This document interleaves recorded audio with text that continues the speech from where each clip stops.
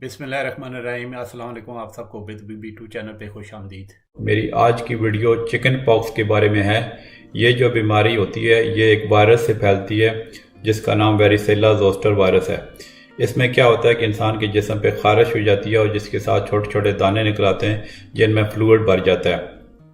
ये जो है चिकन पॉक्स जो है ये बहुत ज़्यादा कंटेजियस है। मतलब ये है कि ये एक से दूसरे को लग सकती है, ख़ासतौर पर उन लोगों को जिन्होंने पहले वैक्सीनेशन नहीं कराई इसकी, या फिर जो है जिनको पहले चिकन पॉक्स नहीं हुआ। और आजकल इसका बड़ा अच्छा वैक्सीन अवेलेबल है चिकन पॉक्स के बीमारी के लिए, जो मतलब आप अगर नहीं लगवाया हुआ तो लगवा लेना चाहिए। और इसकी जो चिकन पॉक्स की वैक्सीन जो है ये सेफ़ है और काफ़ी इफ़ेक्टिव वे है चिकन पॉक्स और उसकी कॉम्प्लिकेशन से बचाने के लिए। चलें अब इसमें मैं आपको इसकी सिम्टम बता देता हूँ। ये जो चिकन पॉक्स की जो रैश होती है वो जो आमतौर पे वायरस के एक्सपोजर के 10 से 21वें दिन के बाद होती है, और इसका जो ड्यूरेशन होती है वो 5 से 10 दिन तक होती है। और इसके अलावा इसमें ये होता है कि जब रैश से 1-2 दिन पहले कुछ और साइंस एंड सिम्टम्स अपीयर होते हैं जो मैं आपको बता देता हूँ। उसमें यह है कि आपको बुखार हो सकता है, आपको जो है ना भूख ख़त्म हो सकती है या कम हो सकती है, आपके सर में दर्द हो सकता है, फिर आपको थकान हो सकती है और ऐसे लगता है कि आपको कुछ मतलब जो है बीमार होने वाले हैं। मतलब जनरल एक फीलिंग होती है अनवेल होने की, जिसको हम मेडिकल टर्मिनोलॉजी में मैलेज बोलते हैं। उसमें ये फिर यह कि जो चिकन पॉक्स की जब रैश हो जाती है तो उसकी 3 स्टेजेस हैं। पहली स्टेज में ये है कि छोटे छोटे गुलाबी या रेड कलर के जो ना वो दाने निकल आते हैं, जो काफ़ी मतलब दिनों के बाद उसमें वो ब्रेक होते हैं। फिर यह है कि जो दूसरी स्टेज है उसमें जो उसको, ये पहली वाली स्टेज पैप्यूल्स उसको कहते हैं, दूसरी वाली स्टेज उसको हम कहते हैं जो वेजिकल बनना। तो वेजिकल जो बनते हैं वो ये वेजिकल ये होते हैं कि उसमें थोड़ा थोड़ा ऐसे फ्लूइड भर जाता है जैसे पानी सा। तो वो आमतौर पे 1-2 दिन के अंदर बनते हैं और वो फिर ब्रेक हो जाते हैं और फिर उससे वो लीक करना शुरू हो जाते हैं। जो थर्ड स्टेज है उसको हम कहते हैं जी ये क्रस्ट एंड स्कैब बन गए। उसमें यह कि वो जो आपके जो ब्रेक हुए हैं ब्लिस्टर उसको वो कवर करते हैं और जो है ना, और फिर वो काफ़ी दिन लगाते हैं हील होने में। और फिर इसमें ये बात आप ख्याल रखें कि जो नए दाने हैं वो कई दिनों तक निकलते रहते हैं, और अक्सर ये भी हो सकता है कि आपको जो ये जो तीनों मैंने स्टेजेस बताई हैं, मतलब पैप्यूल, वेजिकल और जो क्रस्ट वगैरह, ये तीनों एक साथ अपीयर हो सकती हैं। मतलब आपकी बॉडी पे सपोज आपकी चेस्ट पे निकले हुए हैं तो ये मतलब तीनों जो स्टेजेस हैं वो एक साथ भी आपको नज़र आ सकती हैं।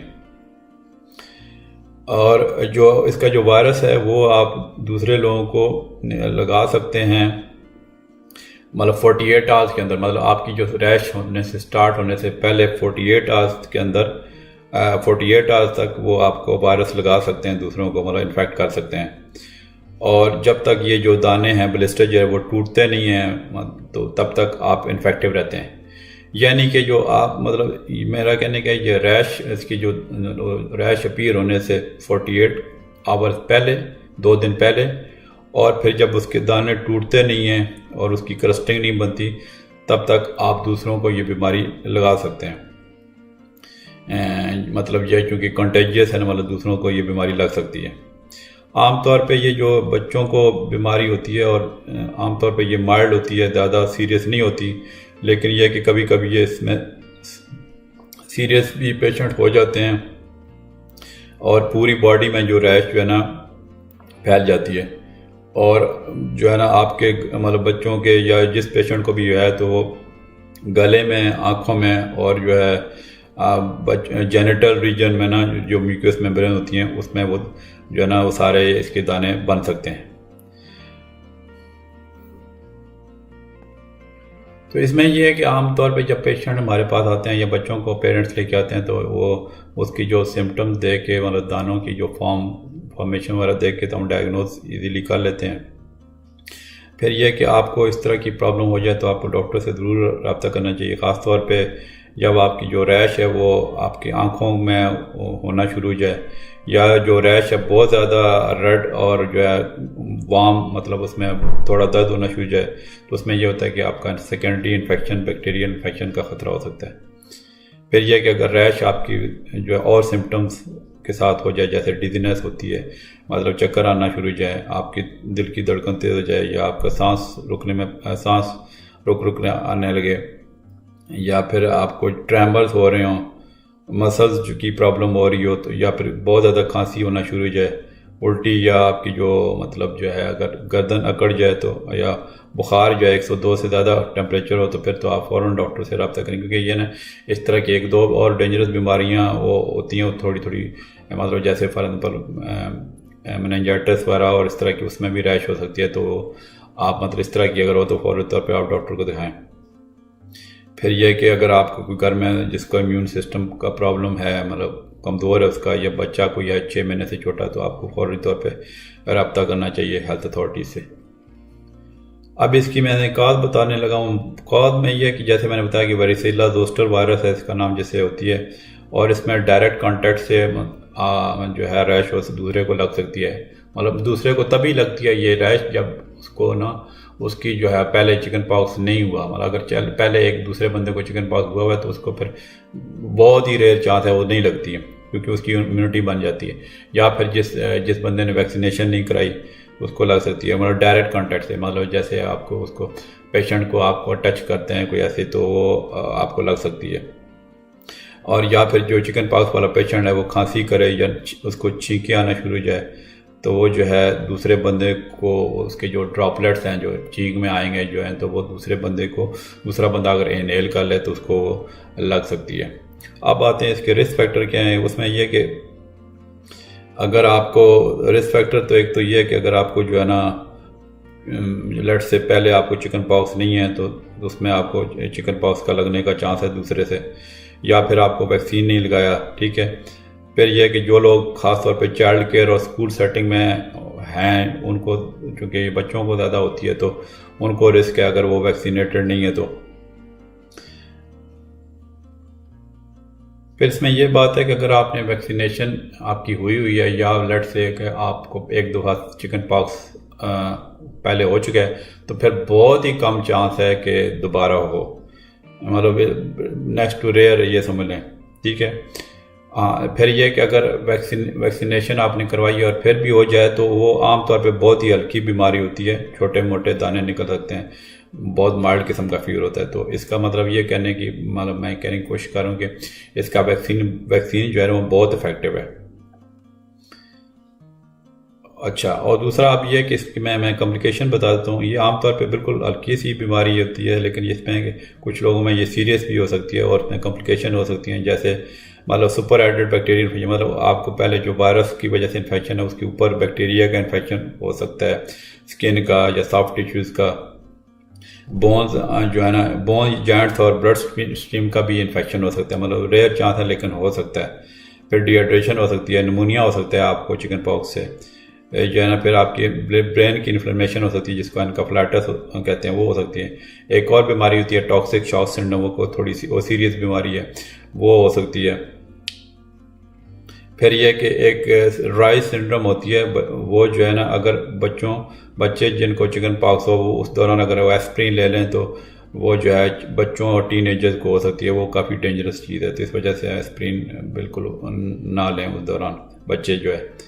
फिर दायरा अगर बहुत ज़्यादा शदीद कॉम्प्लिकेशन हो जाए तो डेथ भी हो सकती है बंदे को जो है। इसमें यह होता है कि जो रिस्क वाले जो लोग कौन से हैं वो भी मैं आपको बताता हूँ।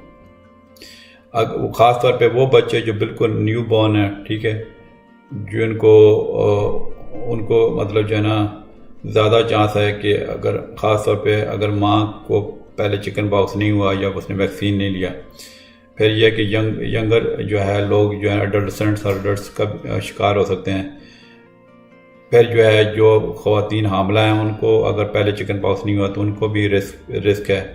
फिर जो स्मोकर होते हैं उनको भी रिस्क है इस चीज़ का। फिर उनका किसी वजह से बॉडी का अगर इम्यून सिस्टम वीक हुआ है, जैसे आपको कीमोथेरेपी ले रहे हैं या कोई आपको डिजीज़ है, कैंसर या HIV है, तो फिर आपको ज़्यादा रिस्क है।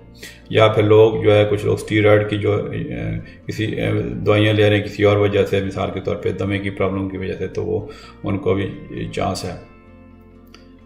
अब फिर ये कि अगर प्रेगनेंसी के दौरान है तो लेट से किसी खातून को हो जाए तो वो उसमें यह कि बच्चे का वज़न कम हो सकता है जो है, और उसकी बच्चे की लिम्स की जो है मतलब जो है उनकी प्रॉब्लम हो सकती हैं, जो जिनको मतलब ख़वातीन को अगर हामल के दौरान वो जो है ना चिकन पॉक्स हो जाए।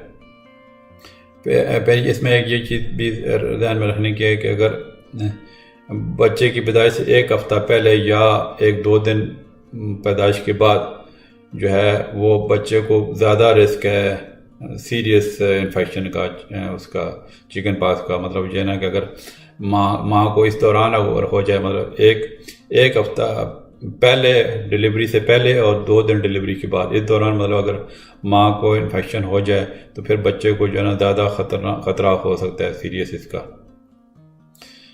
तो इस वजह से अगर आपको हामला है और आपको चिकन पॉक्स की इम्यूनिटी नहीं है तो आपको डॉक्टर से जो है ना ज़रूर रब्ता करना चाहिए। फिर इसकी एक जो चिकन पॉक्स की एक और कॉम्प्लिकेशन है जिसको शिंगल्स कहते हैं, ये एक अलग बीमारी है लेकिन इसी वायरस होती है। इस पर मैं इंशाल्लाह नेक्स्ट वीडियो कोई बनाऊंगा।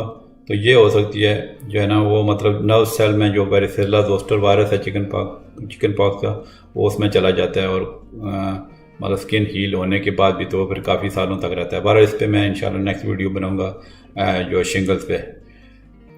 और इसकी जो 2 वैक्सीन अवेलेबल हैं, जोस्टावैक्स और शिंग्रेक्स, ठीक है, जो है उनको अडल्ट्स के लिए जो उनको चिकन पॉक्स हुआ है। सॉरी, मतलब ये जो 2 वैक्सीन का मैंने नाम लिया ना, ये शिंगल्स के लिए मतलब है। इसके चिकन पॉक्स में क्या गया, तो ये चिकन जो है ना वो उसकी अलग वैक्सीन है, ठीक है। तो ये मैं इंशाल्लाह उस पर बनाऊंगा वीडियो शिंगल्स पे, तो इन वैक्सीन जो है ना और डिस्कस करूंगा। अब आ जाते हैं जो है ना प्रिवेंशन पे। चिकन पॉक्स जो वैक्सीन है ना वो बहुत अच्छी है इसकी प्रिवेंट करने के लिए, और जो तरक्की याफ्ता मुल्क हैं जैसे USA UK, इसमें तो वो अथॉरिटीज़ रिकमेंड करती हैं कि जो ना आपका वो वैक्सीन लगवा लें कि इसके 98% जो है ना वो पीपल जो है ना उनको प्रोटेक्शन, मतलब 98% प्रोटेक्शन है। तो इससे ज़ाहिर होता है कि काफ़ी अच्छा वैक्सीन है। मतलब ये अगर 100% लेट से ना भी दे प्रोटेक्शन, तो अगर लेट से रेयर चांस है कि दोबारा आपको चिकन पॉक्स हो जाए तो बहुत ही वो माइल्डर फॉर्म में होता है, जिसमें जो मतलब मैंने जो ऑलरेडी मैं बता चुका हूँ। फिर इसकी जो वैक्सीन है उसका वेरीवैक्स नाम है। जो USA में तो जो सीन ये है कि वो जो है ना 2 डोजेस देते हैं वारिसेला वैक्सीन की जो बच्चों को। उसमें पहली जो है ना वो 12 से 15 महीने के दरमियान, और जो सेकंड जो है ना वो 4 से 6 साल के दरमियान होते हैं। एक रूटीन है मतलब जो है ना चिकन पॉक्स की वैक्सीनेशन की। फिर इसमें यह है कि जो बच्चे 7 से 12 साल की उम्र में उनको पहले अगर वैक्सीन नहीं लगा तो उसकी 2 कैचअप डोजेस दे देते हैं उसके वारिसेला वैक्सीन की 3 महीने के वक्फे के बाद। फिर ये जो बड़े बच्चे हैं 13 साल से या उससे ज़्यादा, तो उनको जो है भी इसी तरह 2 वैक्सीन दे सकते हैं 4 हफ्ते के इंटरवल के बाद। फिर जो बड़े मतलब बंदे होते हैं उसमें यह है कि इसी तरह की जो ना 2 डोजेस वैक्सीन की, जो मतलब जिन्होंने पहले नहीं लगवाया तो उसमें 8 वीक्स की मतलब वक्फे के बाद 2 इसकी वैक्सीन की जो मैं वेरीवैक्स वैक्सीन की बात कर रहा हूँ वो दे सकते हैं। चिकन पॉक्स का जो वैक्सीन है वो प्रेग्नेंट वुमेन को नहीं लगाया जाता, या फिर जिनका इम्यून सिस्टम बहुत वीक है, जैसे सपोज कोई HIV का शिकार हैं या कोई इम्यून सप्रेसिंग ड्रग ले रहे हैं, उनको ये नहीं दिया जाता, ठीक है। या फिर कुछ जो लोगों को जिनको जेलेटिन जो है एक या एंटीबायोटिक जो न्यूमाइसिन से एलर्जी है, उनको भी ये नहीं दिया जाता। और इसकी जो वैक्सीन है ये मैं जैसे बताया कि ये काफ़ी जो है ना बहुत इफेक्टिव है इसका वैक्सीन।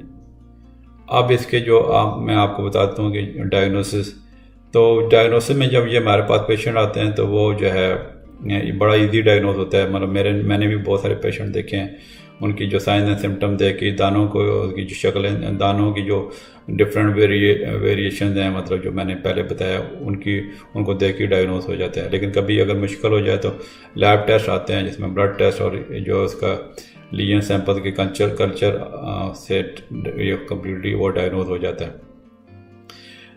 फिर ये आप इसमें ट्रीटमेंट पे आ जाते हैं। ट्रीटमेंट ये कि जो बच्चे हेल्दी होते हैं उनमें जो आमतौर पे कोई मेडिकल ट्रीटमेंट नहीं चाहिए होती है, कोई छोटी मोटी एंटीहिस्टामिन हम प्रिस्क्राइब कर सकते हैं कि ताकि वो खारिश से आराम आए। तो आमतौर पे हम यही कहते हैं कि ये जो है ना पेशेंट जब हमारे पास आते हैं कहते हैं कि आप चंद दिन के बाद ये खुद ही ख़त्म हो जाएगा। फिर यह है कि अगर लट से कि किसी को हम पेशेंट को लगे कि इसको कॉम्प्लिकेशन का रिस्क है तो वो जो है उसमें हम मेडिसिन दे सकते हैं। जैसे एक एंटीवायरल ड्रग आती है साइक्लोवर के नाम से, तो या जो है ना तो वो जो है चिकन पॉक्स की जो सिवियरिटी को कम कर सकते हैं, ख़ास तौर पे अगर रैश के 24 घंटे के अंदर दे दी जाए तो ये जो है फिर मतलब ये काफ़ी इफ़ेक्टिव हो सकती है ये वाली जो मैं मेडिसिन बता रहा हूँ। फिर यह कि इसमें कुछ डॉक्टर कभी कभी ये ना कि जब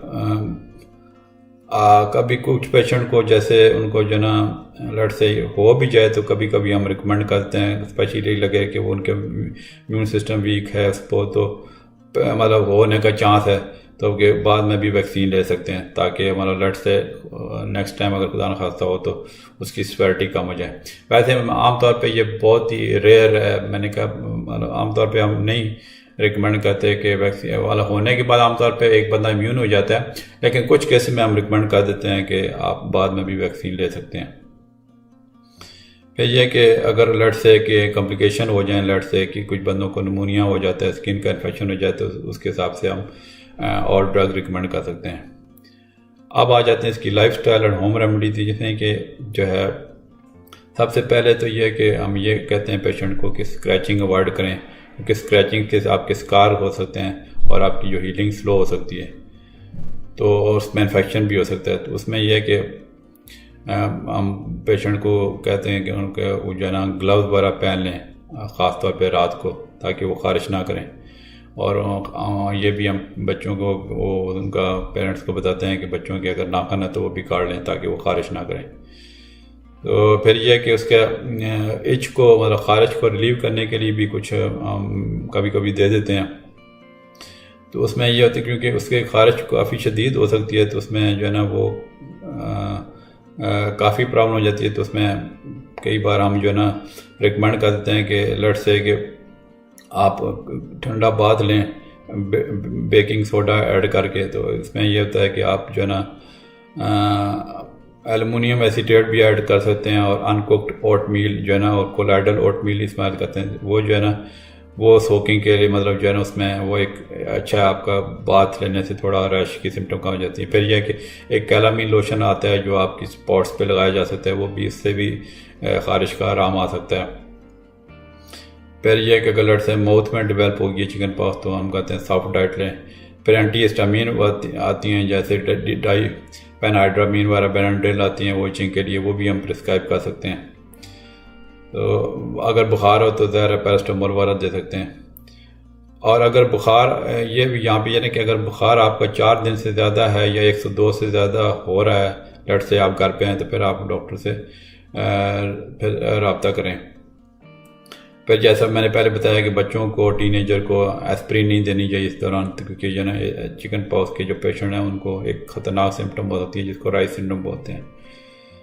और बस ये इसमें यही एहतियातें हैं। मतलब इसमें आमतौर पे मैंने जैसे बोला है कि ये बीमारी इतनी सीरियस नहीं होती, लेकिन कुछ केसेस में ये सीरियस भी हो सकती है। तो मैं जो अपनी वीडियो में जो सबसे जो मोस्ट इम्पॉर्टेंट डिटेल है जो आम बंदे के समझने के लिए वही बता रहा होता हूँ, ताकि आपको अगर अवेयरनेस हो जाए बीमारी के मतलब तो आप इन चीज़ों से बच सकते हैं। तो यही मेरे चैनल का मकसद है। तो अभी तक अगर आपने चैनल सब्सक्राइब नहीं किया तो ज़रूर करें, बेल के आइकन को ज़रूर क्लिक करें ताकि जो भी आने वाली वीडियोज़ हैं वो आप तक पहुंच जाएं।